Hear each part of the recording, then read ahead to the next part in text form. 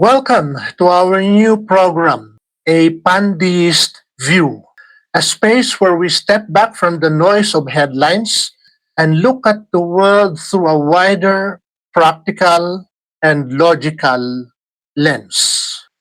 In a time when every event is quickly labeled as divine intervention, destiny, or judgment, this podcast invites you to consider another possibility that the universe unfolds not by constant supernatural interference, but through the natural laws and energy that gave rise to everything, including us.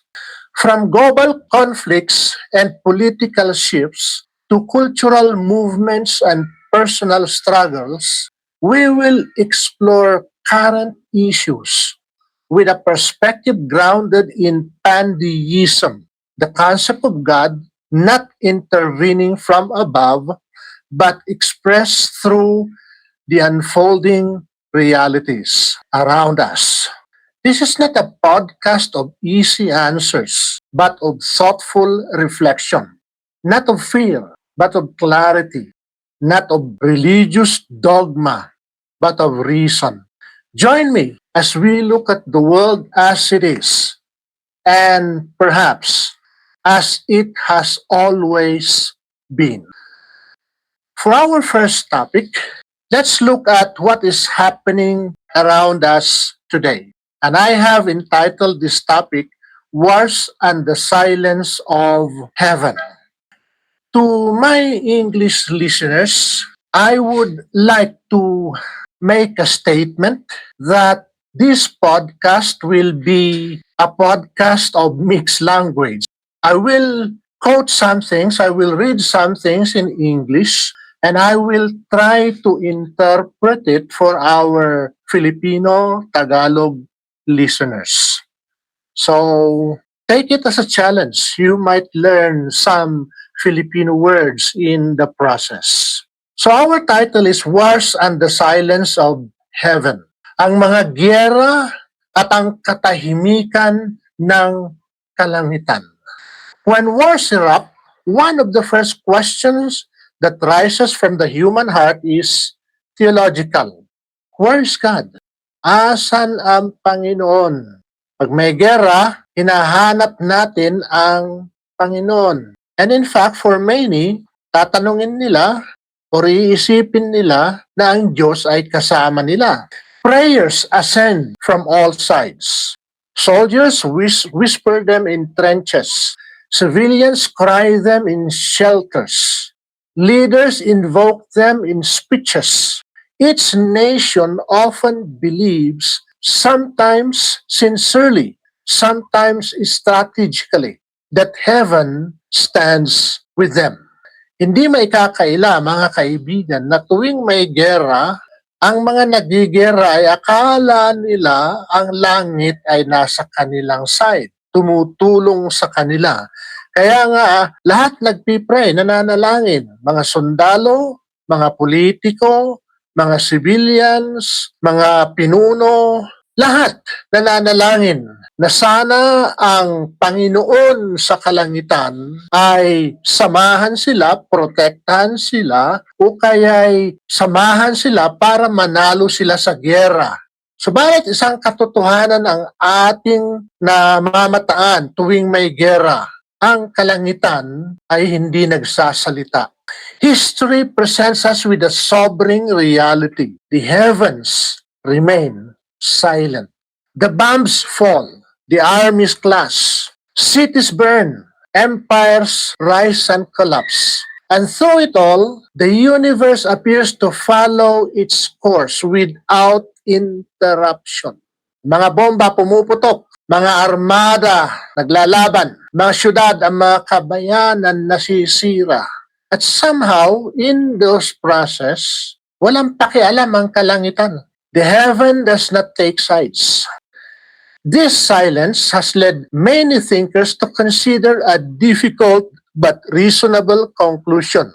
God, whoever or whatever God may be, does not intervene in human conflicts.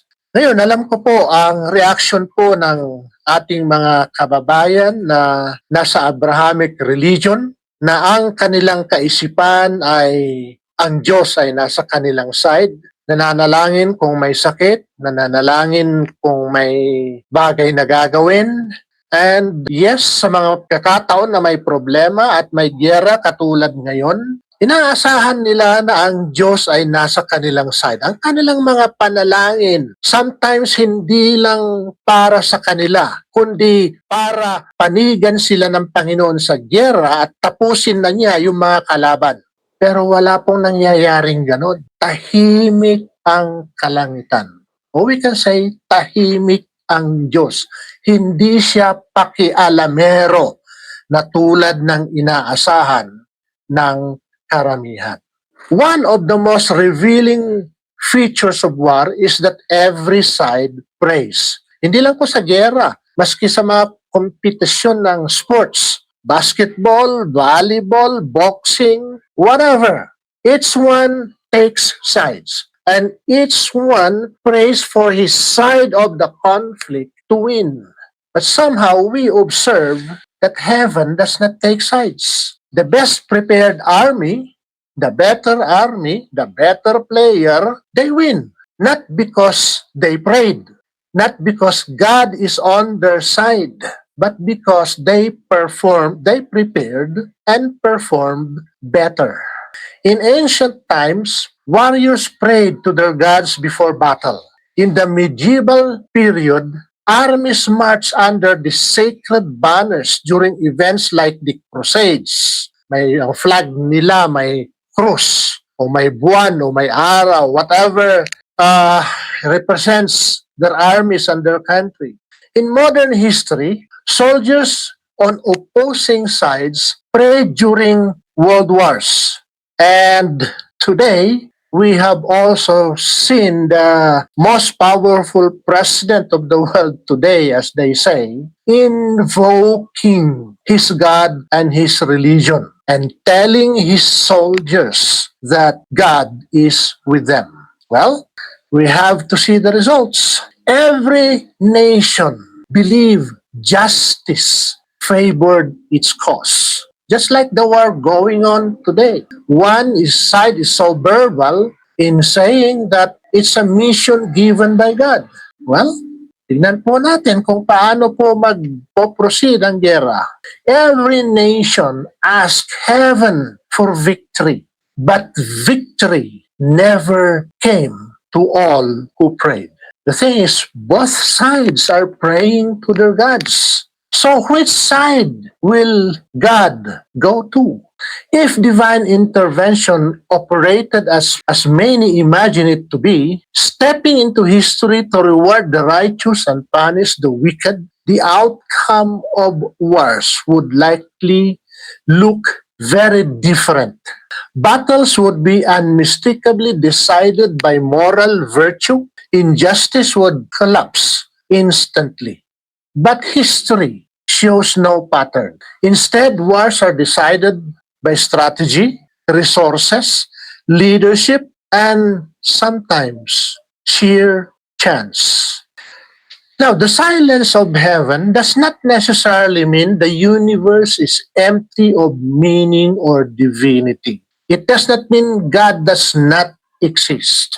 Of course, in deism, we have a very good explanation for that. So you can follow us, read our articles, and learn what we espouse, how we look at things as they happen.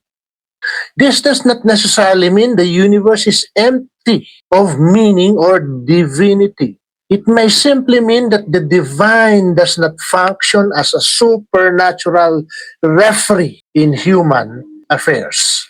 The natural world operates according to consistent laws. Gravity pulls, stars burn, oceans rise and fall. Humanity too operates within these natural structures. Our decisions, wise or foolish, produce consequences. War may therefore reveal something profound about the structure of reality. That God or the universe appears to grant humanity the freedom, but it does not suspend the rules of nature to rescue us from our own decisions, foolish they may be. In that sense, heaven's silence may not be indifference. It might be the price of human freedom. God does not intervene. God does not make decisions so that you can exercise your freedom. In religion, there is the myth of a chosen nation.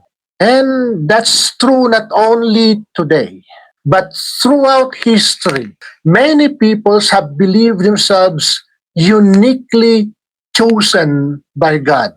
Yet the historical record shows something curious. Those who claim divine favor are not spared suffering.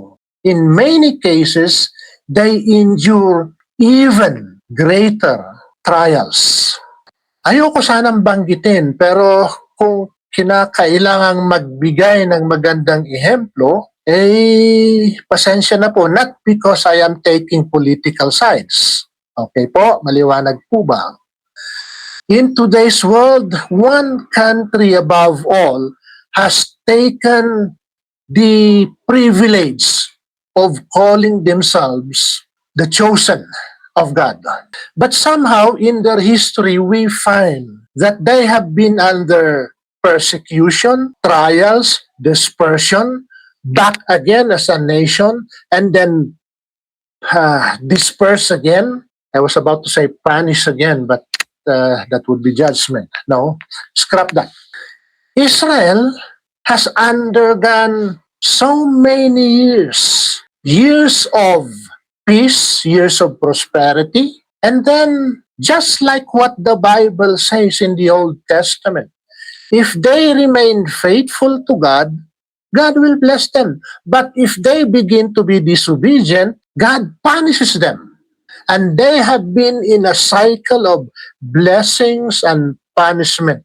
But if you know history, the punishment of Israel has been more than their years of blessings.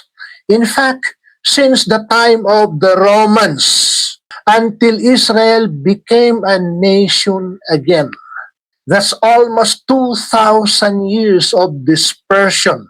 That's almost 2,000 years of being scattered in all the countries, in many countries. And in many times of those dispersions, they are discriminated. They suffered. Why? If you have seen the movie Fiddler on the Roof, one character there I just remembered today, he's a Jew, Fiddler, observing what is happening to the Jews.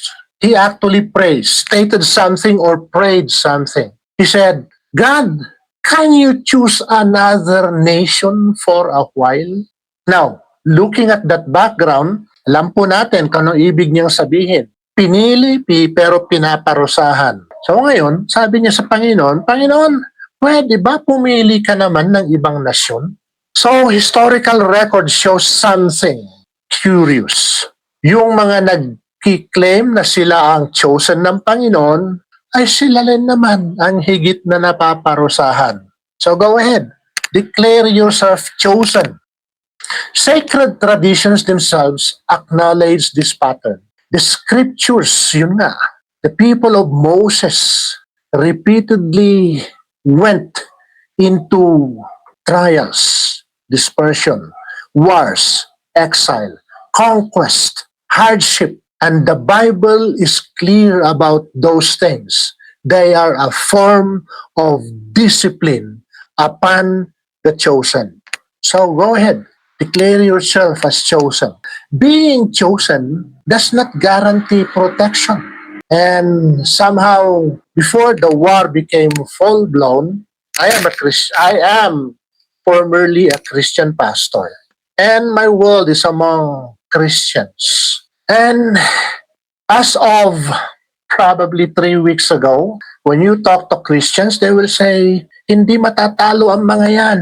They will not be defeated. They are the chosen of God. Pinili ng Panginoon, hindi matatalo.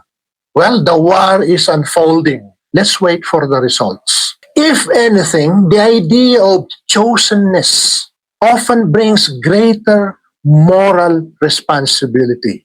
And history shows that responsibility is frequently accompanied by correction rather than privilege. This reality undermines the popular wartime claim that God automatically stands behind any nation that invokes divine favor.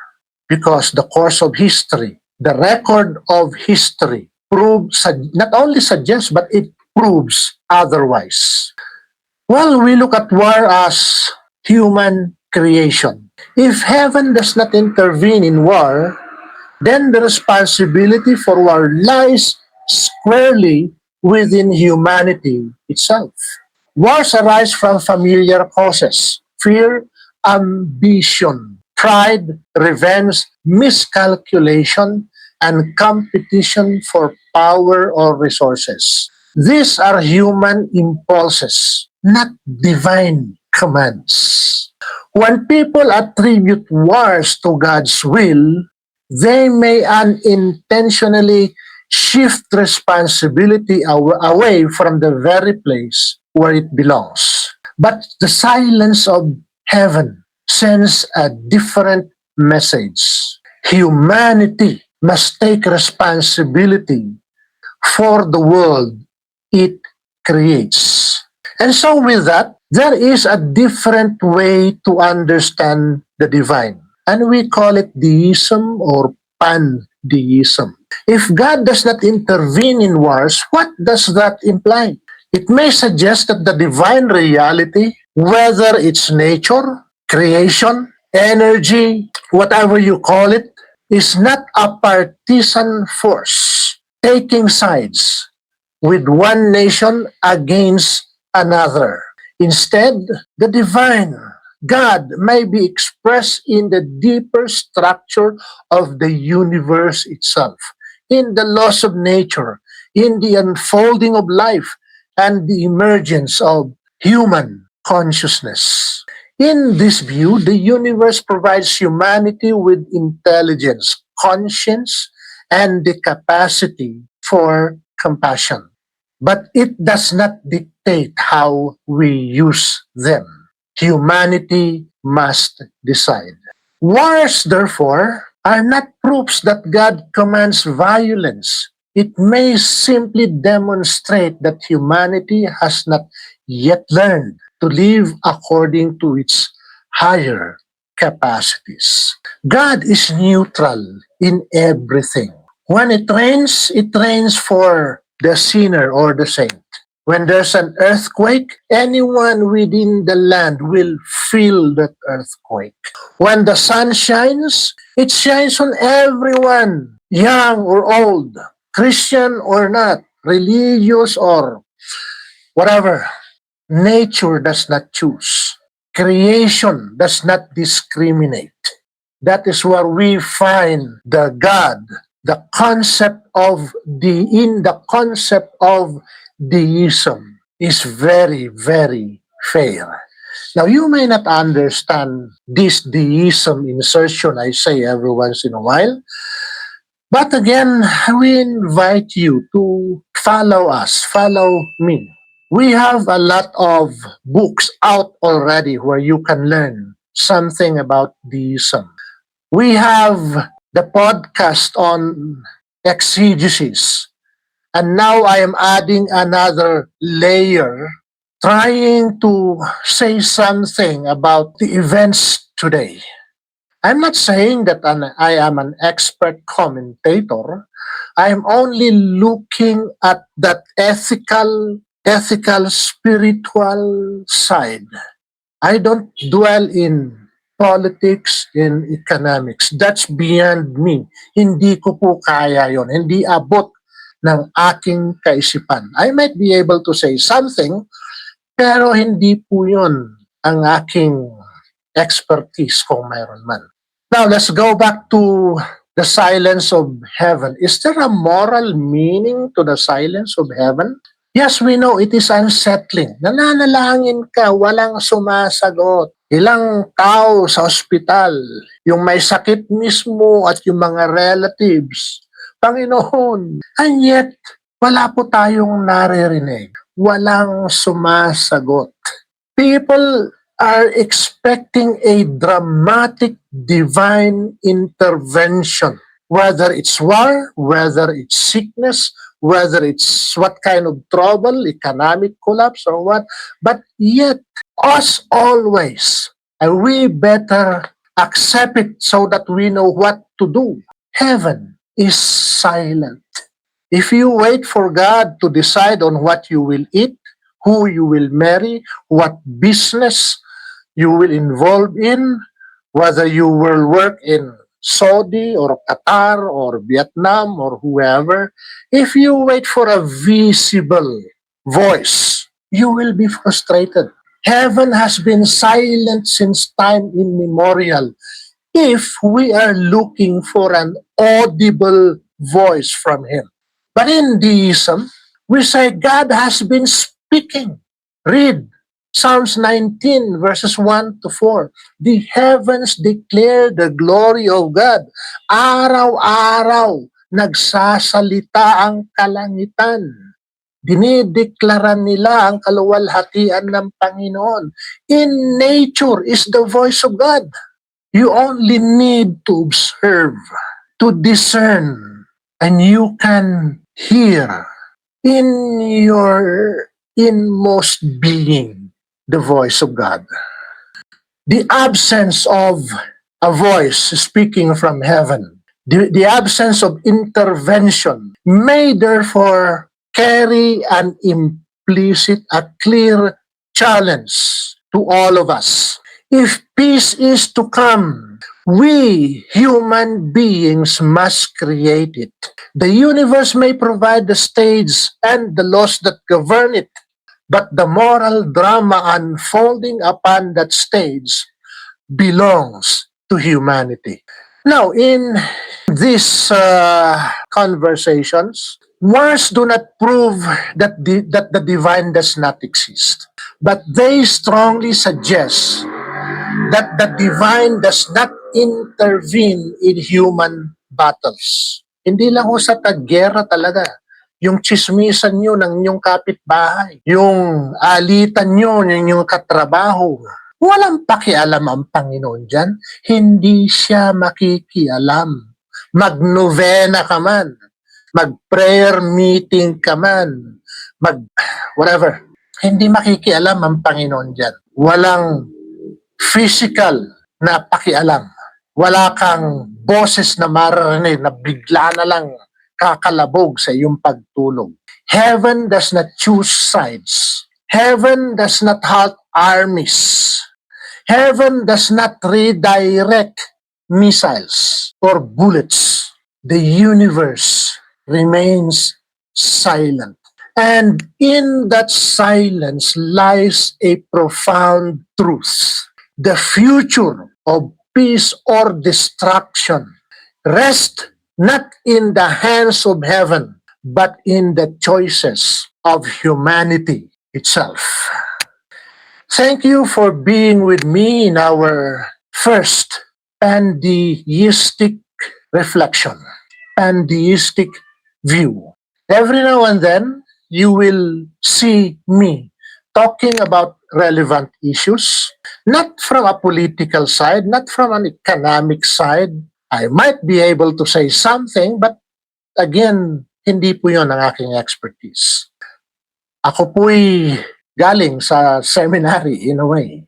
So my mind is tilted towards spirituality. And that's what I bring in this podcast, in these conversations.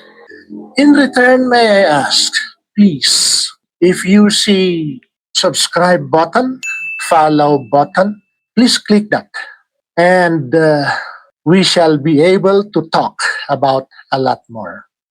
Until the next time, thank you and God bless.